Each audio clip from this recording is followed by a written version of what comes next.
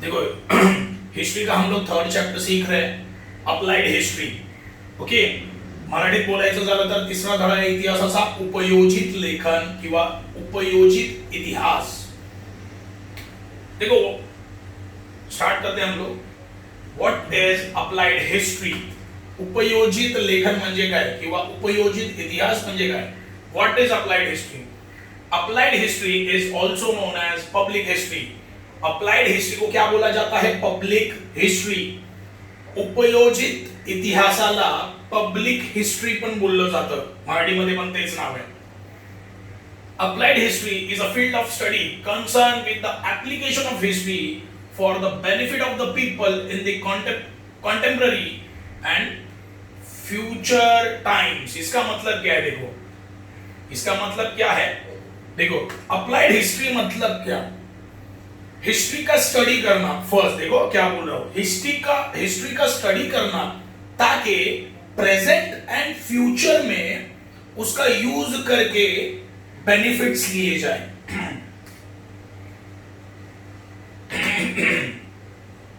Applied history मतलब क्या समझे? अप्लाइड हिस्ट्री मतलब क्या कि हिस्ट्री का अच्छे से स्टडी करके उसका यूज प्रेजेंट एंड फ्यूचर में किया जाए बेनिफिट्स के लिए. कैसे कैसे? एक एग्जांपल देता हूं. देखो पास्ट में टेलीफोन का इन्वेंशन हुआ. टेलीफोन का इन्वेंशन, ओके, किसने किया था टेलीफोन का इन्वेंशन? Graham bell. तो जब मोबाइल बना, जब फर्स्ट टाइम मोबाइल बना, तब पास्ट में टेलीफोन कैसे बनाया गया उसका पूरा स्टडी किया गया. ओके, उसने कौन से इक्विपमेंट्स यूज किए, ये सारी चीजें देखी गई और उसका यूज करके मोबाइल्स बने. ओके, मोबाइल कंसेप्ट कहां से आया? मोबाइल कंसेप्ट आया टेलीफोन से. ओके, टेलीफोन किसने बनाया था पास्ट में? ग्राहम बेल ने बनाया था. तो पास्ट में उसका हिस्ट्री पूरा स्टडी किया गया. उसने कैसे बनाया वो पूरा स्टडी किया गया और उसका अंदाजा लगा के प्रेजेंट में क्या बनाया गया? मोबाइल्स, है ना. तो वो हिस्ट्री का स्टडी किया और प्रेजेंट में उसका फायदा हो गया. कैसे? मोबाइल बन गया ना. टेलीफोन ये कंसेप्ट से क्या बन गए? मोबाइल बन गए. तो इसे बोलेंगे अप्लाइड हिस्ट्री. ओके, ये एग्जांपल मैंने दिया. देखो अप्लाइड हिस्ट्री मतलब क्या? हिस्ट्री का स्टडी करना. और क्यों करना है वो स्टडी? ताकि प्रेजेंट में एंड फ्यूचर में उसका बेनिफिट हमें मिले, उसका यूज करके. समझे? जैसे तुम लोग एग्जाम से पहले पढ़ लेते हो अच्छे से ताकि तुम्हें एग्जाम में बेनिफिट मिले, है ना. एग्जाम में तुम्हें बेनिफिट मिले, वैसे ही है ये. अप्लाइड हिस्ट्री स्टडी करना चाहिए. क्यों? ताकि फ्यूचर एंड प्रेजेंट में उसका यूज करके हम लोग बेनिफिट ले सकते हैं. जैसे मैंने तुम लोगों को एग्जांपल दिया ग्राहम बेल का. ग्राहम बेल ने क्या किया है? टेलीफोन बनाया था बहुत ईयर्स पहले, मतलब 100-150 साल पहले. ओके, ग्राहम बेल ने टेलीफोन बनाया. टेलीफोन का जो हिस्ट्री है, कैसे बना, क्या इक्विपमेंट यूज हुए, वो सब हिस्ट्री पढ़ने के बाद उसका यूज करके आज क्या अवेलेबल है? मोबाइल्स, है ना. तो वो हिस्ट्री पढ़ा, टेलीफोन कैसे बना वो हिस्ट्री पूरा पढ़ा. उसका फायदा क्या किया? उससे फायदा क्या मिला? मोबाइल्स बन गए ना, लोगों के बेनिफिट के लिए. उसे बोलेंगे अप्लाइड हिस्ट्री. मराठीत सांगायचं झालं तर उपयोजित लेखन. उपयोजित लेखन म्हणजे काय? इतिहासाचा नीट अभ्यास करून त्याचा वापर करून वर्तमान आणि भविष्य यांच्या फायद्यासाठी त्याचा वापर करावा लागतो. म्हणजे काय? मी काय करणार बघा, तुम्ही परीक्षेच्या आधी अभ्यास करता, बरोबर आहे का? कारण अभ्यास केल्याने परीक्षेच्या वेळी तुम्हाला त्याचा फायदा होईल. सेम तसंच आहे. उपयोजित लेखन किंवा उपयोजित इतिहास म्हणजे काय? भूतकाळात ज्या गोष्टी झालेल्या आहेत त्याचा अभ्यास करायचा फर्स्ट, आणि त्याच्या मदतीने भविष्यात आणि वर्तमानात त्याचा फायदा घेऊन आपल्याला हव्या त्या गोष्टी आपल्याला मिळवता येतात. उदाहरणार्थ मोबाईल. खूप वर्षापूर्वी टेलिफोनचा शोध लावला ग्रॅहम बेलनी. त्याने कसा बनवला तो टेलिफोन, त्याचा इतिहास वाचला गेला. बरोबर आहे, त्याचा इतिहास वाचला गेला आणि त्यावरून मोबाईल आले है ना, वर्तमानात मोबाईल आले. म्हणजे त्या इतिहासाचा फायदा आपल्याला कशासाठी झाला? मोबाईल बनवण्यासाठी झाला. त्याला बोलणार उपयोजित इतिहास. म्हणजे इतिहास वाचायचा आणि त्याचा फायदा कधी घ्यायचा? वर्तमानात आणि भविष्यात. त्याच्या मदतीने आपण चांगल्या गोष्टी करू शकतो, असं उपयोजित लेखन म्हणतं. Knowledge of history is useful as it can provide guidance in finding solution to contemporary social issues and incorporate them in the social planning. देखो, knowledge of history is useful. देखो, हिस्ट्री का नॉलेज रहना बहुत जरूरी होता है और वो हेल्पफुल भी होता है. कैसे? It can provide guidance in finding solutions. सही है ना? हमें हिस्ट्री क्या प्रोवाइड करता है? गाइडेंस देता है. आज के टाइम में जो सोशल इश्यूज है, मतलब सामाजिक, तुम्हारे समाज से रिलेटेड जो भी प्रॉब्लम्स है उसके ऊपर वो सॉल्यूशन दे सकता है और उस हिसाब से प्लानिंग की जा सकती है. एक एग्जांपल देता हूं इसका. समझो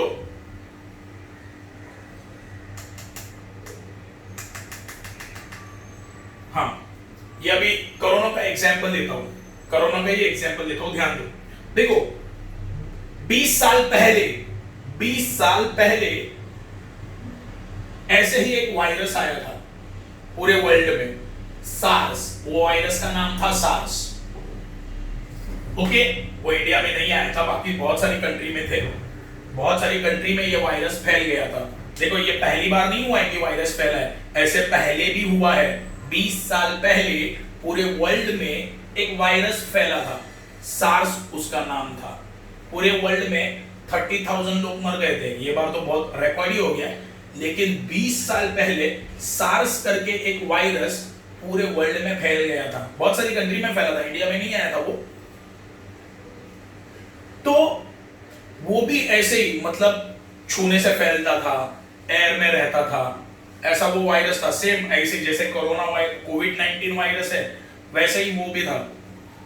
तो वो टाइम क्या मेजर्स लिए गए थे तुम्हें पता है? आज हम लोग लॉकडाउन में है ना, और घर में ही बैठे. ये पहली दफा नहीं हुआ, ये फर्स्ट टाइम नहीं हुआ है. जब सार्स, ये 20 साल पहले सार्स करके एक वायरस आया था, वो भी ऐसे ही फैलता था.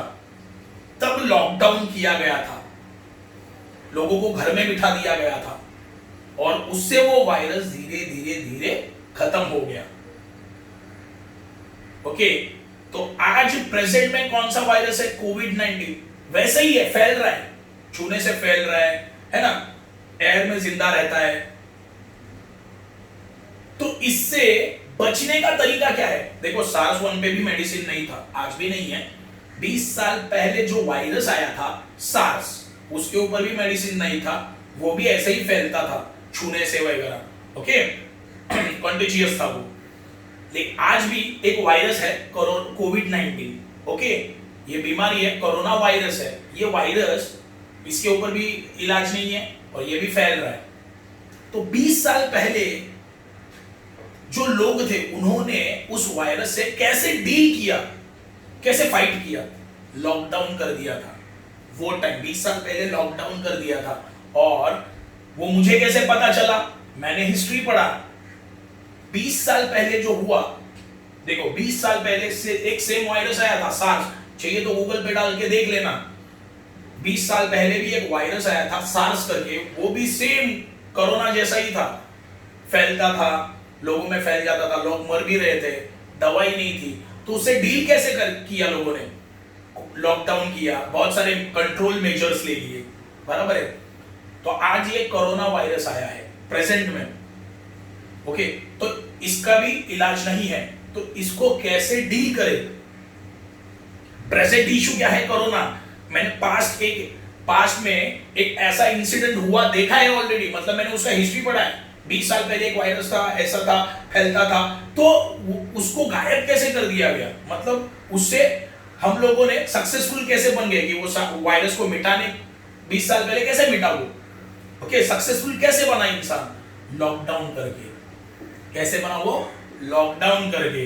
तो देखो 20 साल पहले का हिस्ट्री मैंने पढ़ा कि क्या क्या किया गया है वायरस को खत्म करने के लिए, वो ही सेम मैं अप्लाई कर रहा हूं प्रेजेंट में।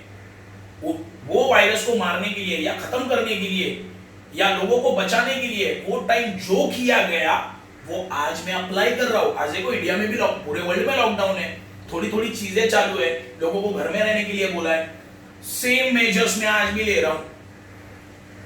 मतलब मैंने जो हिस्ट्री पढ़ा उसका मुझे फायदा हुआ।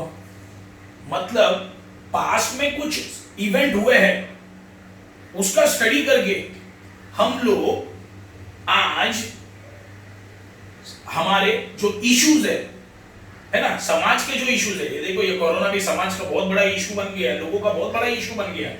सिमिलर प्रॉब्लम था पास्ट में सार्स करके, सार्स वायरस, वो भी समाज के लिए बहुत बड़ा प्रॉब्लम बन गया था, लोगों के लिए वो बहुत बड़ा प्रॉब्लम बन गया था। सही है, सिमिलर काइंड ऑफ सिचुएशन है। देखो 20 साल पहले जो सिचुएशन आया था और आज जो सिचुएशन है वो ऑलमोस्ट सिमिलर है।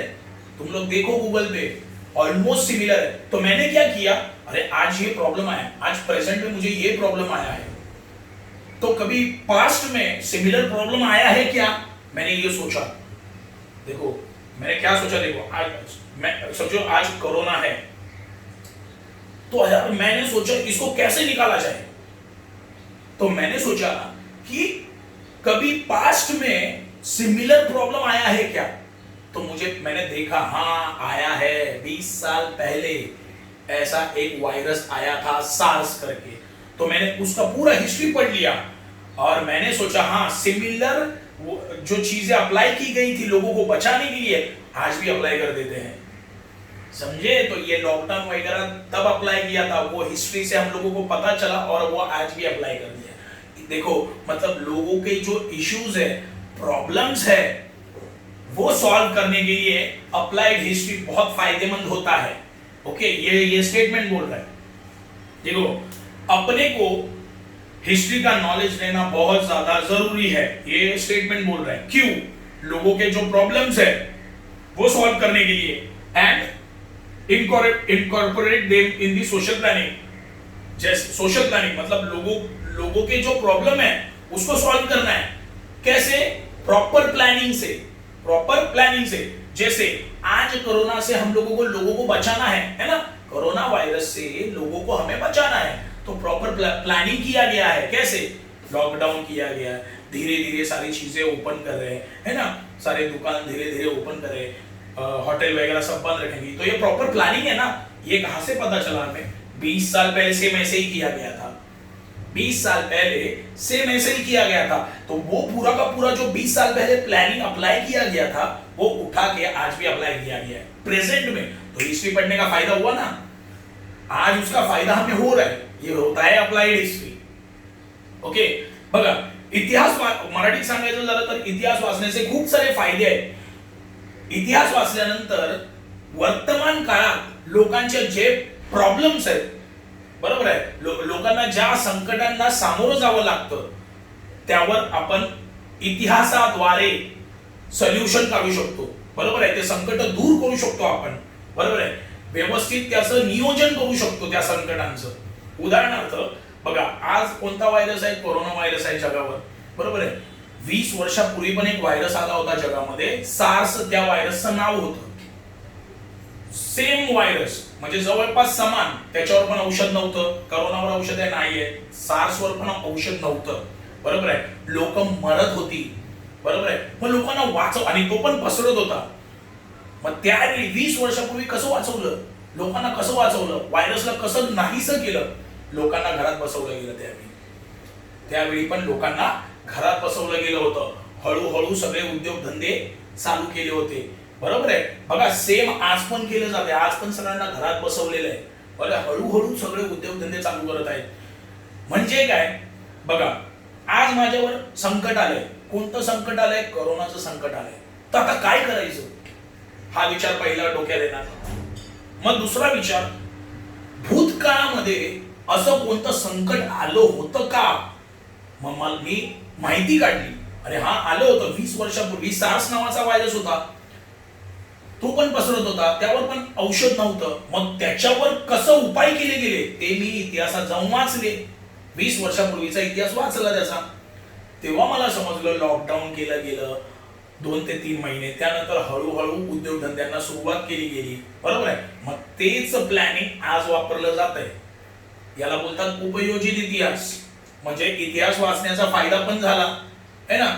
मग लोकांचे जे प्रॉब्लेम्स आहेत त्याच्यावर पण मला सोल्युशन भेटलं है ना. प्लॅनिंगने चाललंय, प्लॅन करतात, नियोजन पद्धतीने चाललंय. बघा, पहिल्यांदा लोकांना घरात बसवलं, आता हळूहळू एक एक गोष्ट सुरू करतात आहेत ते है ना. हे सगळं कसं चाललंय? नियोजित प्रमाणे चाललेलं आहे. Again, the project and program related to applied history can create opportunities for people to participate along with the technical expert. देखो, ये अप्लाइड हिस्ट्री के जो प्रोग्राम्स होते हैं या प्रोजेक्ट्स होते हैं, या नॉर्मल पीपल की ये भी उसमें अपॉर्चुनिटी है. जॉब अपॉर्चुनिटीज के बारे में बोल रहा है. Along with technical expert. मतलब क्या है टेक्निकल एक्सपर्ट? मतलब क्या है? जिसको ऑलरेडी अप्लाइड हिस्ट्री पता है. जिस टेक्निकल एक्सपर्ट मतलब कौन? ऐसा एक्सपर्ट जिसको हिस्ट्री के बारे में बहुत सारा नॉलेज है ऑलरेडी. ओके. उसके साथ साथ नॉर्मल पीपल भी अप्लाइड हिस्ट्री के प्रोजेक्ट्स में, प्रोग्राम्स में काम कर सकते हैं है ना. उनको धीरे धीरे इंफॉर्मेशन मिलते जाएगा, उससे उनका नॉलेज बढ़ेगा. देखो क्या बोला है पहला statement, the project and programme related to applied history can create opportunities for people to participate along with the technical expert. देखो, टेक्निकल एक्सपर्ट जो होता है, जिसको ऑलरेडी नॉलेज होता है हिस्ट्री के बारे में, बहुत सारा नॉलेज होता है. ओके. प्रोग्राम्स में किसके? अप्लाइड हिस्ट्री के प्रोग्राम्स जो है उनमें टेक्निकल एक्सपर्ट के साथ साथ नॉर्मल पीपल भी पार्टिसिपेट कर सकते हैं. ओके, ये पहला स्टेटमेंट है. ओके, मतलब हिस्ट्री के ऊपर जो बड़े बड़े प्रोग्राम्स होते हैं ना, उनमें टेक्निकल एक्सपर्ट तो रहेगा ही है ना, जिसको हिस्ट्री का नॉलेज बहुत ज्यादा रहेगा वो तो रहेगा ही. एंड उसके साथ साथ नॉर्मल पीपल भी रहेंगे, उनको अपॉर्चुनिटीज भी मिलेगी सीखने की. ये बोल रहे हैं वो स्टेटमेंट. उनको अप्लाइड हिस्ट्री के बारे में सीखने का मौका मिलेगा. टेक्निकल एक्सपर्ट तो जैसे देखो, तुम लोग क्लास में बैठते हो स्कूल में है ना, तो एक्सपर्ट कौन है? एक्सपर्ट कौन है? टीचर है ना. तुम्हारे क्लास में तुम्हारा लेक्चर चल रहा है बराबर, उसमें एक्सपर्ट कौन होता है? एक्सपर्ट होता है टीचर. और तुम लोग नॉर्मल स्टूडेंट्स जिनको पता नहीं है, लेकिन जब वो सिखाता है तब पता चलते जाता है. सही है ना. सिमिलरली वैसे यही है. ओके, याद रखना. तो टीचर मतलब टेक्निकल एक्सपर्ट, टीचर मतलब टेक्निकल एक्सपर्ट, एंड स्टूडेंट्स मतलब नॉर्मल पीपल. सही है. तो अप्लाइड हिस्ट्री के जो भी बड़े बड़े प्रोग्राम्स होते हैं, ओके, उसमें टेक्निकल एक्सपर्ट के साथ साथ, टेक्निकल एक्सपर्ट मतलब कौन? जिसको हिस्ट्री के बारे में बहुत ज्यादा नॉलेज है, जैसे तुम्हारा टीचर. और नॉर्मल पीपल भी वो प्रोग्राम में पार्टिसिपेट कर सकते हैं, प्रोजेक्ट्स में पार्टिसिपेट कर सकते हैं. मराठीत सांगायचं झालं तर उपयोजित इतिहासाचे जे मोठे मोठे प्रोग्राम होतात, कार्यक्रम होतात, त्यांच्यामध्ये तज्ञांसोबत सामान्य माणूसही सहभागी होऊ शकतो. समजलं का? जसं उदाहरणार्थ तुमच्या शाळेत वर्गामध्ये शिक्षक कोण झाले? तज्ञ झाले, ज्यांना सगळं माहिती आहे. बरोबर आहे. आणि मुलं काय झाली? स्टुडंट, विद्यार्थी काय झाले? सामान्य माणूस. तसंच आहे, तसंच आहे. उपयोजित इतिहासामध्ये जे मोठे मोठे कार्यक्रम होतात त्यामध्ये तज्ञांसोबत सामान्य माणूसही सहभागी होऊ शकतो. तो ये पहला पैराग्राफ इजी है. देखो, अप्लाइड हिस्ट्री से रिलेटेड जो भी बड़े बड़े प्रोग्राम होते हैं उनमें टेक्निकल एक्सपर्ट तो रहेगा ही, टीचर तो रहेगा ही. सही है. उसके साथ साथ नॉर्मल पीपल भी पार्टिसिपेट कर सकते हैं. Their participation in the capacity of tourists visiting museums and ancient sites is also important. देखो देखो ऐसे जो नॉर्मल लोग होते हैं ना, जो नॉर्मल लोग होते हैं वो लोगों ने पार्टिसिपेट करना चाहिए किसमें? देखो tourist visiting museums and ancient site is also important. मतलब क्या है? फॉर एग्जांपल देखो मैं कोई एक्सपर्ट नहीं हूं, देखो मैं कोई एक्सपर्ट नहीं हूं, लेकिन बाहर के कंट्री से समझो मेरा एक दोस्त आ गया, समझो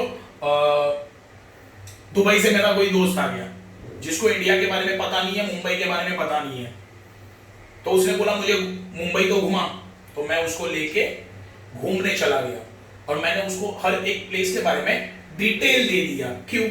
मैं मुंबई में रहता हूं तो मुझे मेरे यहाँ की चीजों का पता रहेगा, सही है? तो मैंने अपना पार्टिसिपेशन किया ना। तो वैसे ही है, ये जो नॉर्मल लोग होते हैं ना, फॉर एग्जांपल दिल्ली में बहुत सारे ऐसे हिस्टोरिकल साइट्स है, कुतुब मीनार है, ताजमहल है, तो वहां के नॉर्मल पीपल भी टूरिस्ट लोगों को घुमा सकते हैं वहां पे। तो ऐसा पार्टिसिपेशन इंपॉर्टेंट है। क्यों? देखो वहां के रहने वाले लोग, दिल्ली में रहने वाले लोग, ओके, वो बता सकते हैं कि ताजमहल किसने बांधा, क्यों बांधा, कैसे क्या हुआ, वहां पे लोकल पब्लिक है वो तो बता सकते हैं वो। तो नॉर्मली जो टूरिस्ट लोग म्यूजियम्स में विजिट करते हैं तो नॉर्मल पीपल ने भी उनके साथ क्या करना चाहिए? कोऑपरेट करना चाहिए, लोकल पब्लिक ने। Tourist create interest in history among people. Tourism, देखो टूरिज्म क्या करता है? लोगों के दिलों में हिस्ट्री जानने के लिए बढ़ावा देता है टूरिज्म, बराबर है ना? टूरिज्म हमेशा याद रखना, टूरिज्म लोगों के दिलों में हिस्ट्री जानने का बढ़ावा पैदा करता है। ओके, देखो दूसरे देश से हमारे देश में लोग आते हैं, तुम लोग भी जाते हो, है ना? आते हैं वो देखो अगर दिल्ली गए तो वो ताजमहल देखते ही है, कुतुब मीनार देखते ही है ना?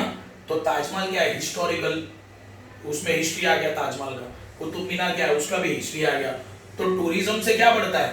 टूरिज्म से हिस्ट्री जानने का लोगों को बढ़ावा मिलता है, हिस्ट्री जानने का।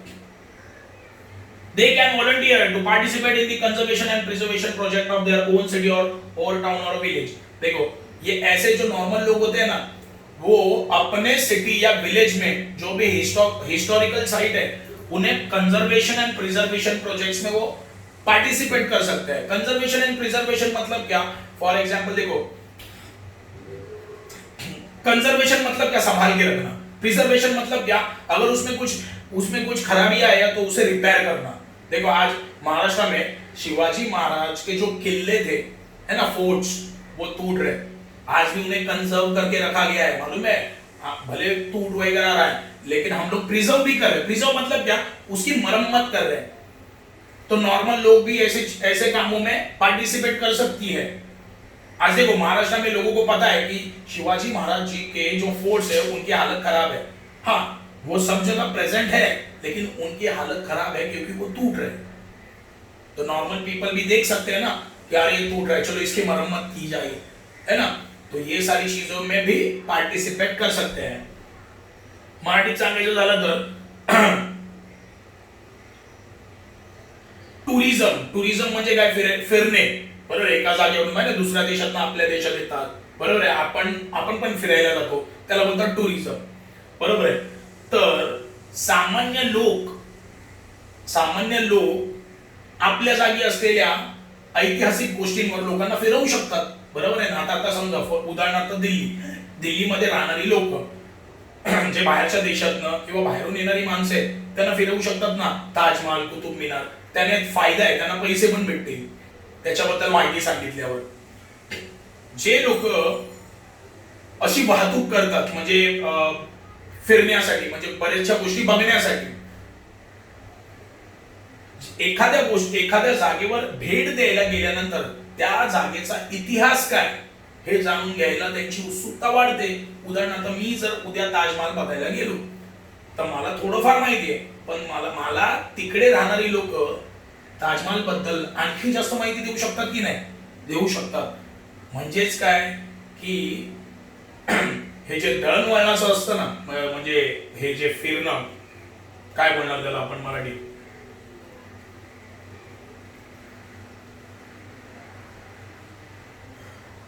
टुरिझम, टुरिझमला काय बोलणार? ठीक आहे, असो आपण नंतर बघूया, तो शब्द मी सांगेल. बघा टुरिझम म्हणजे काय समजलं ना, फिरणे. म्हणजे मी या देशातून त्या देशात गेलो किंवा या राज्यातून त्या राज्यात गेलो, बऱ्याचशा गोष्टी बघितल्या, त्याला बोलतात टुरिझम.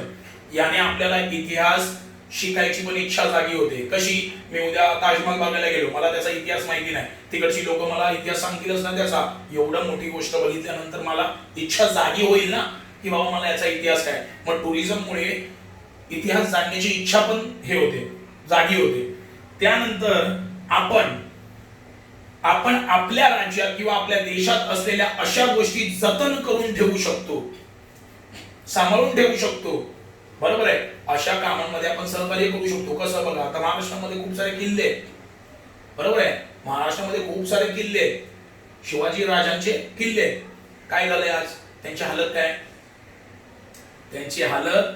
आज ते पडगळीला लागलेले, म्हणजे पडतात आहेत. किल्ले तर आहेत, सांभाळून तर ठेवलेत आपण, पण त्याची व्यवस्था कशी केलेली आहे? बरोबर नाही केलेली आहे. तर आपल्याला ते काय करावे लागतील? त्याचं बांधकाम करावं लागेल. जिथे तुटले त्याचं परत बांधून टाक, कारण ते वर्षानुवर्षे टिकून राहावे.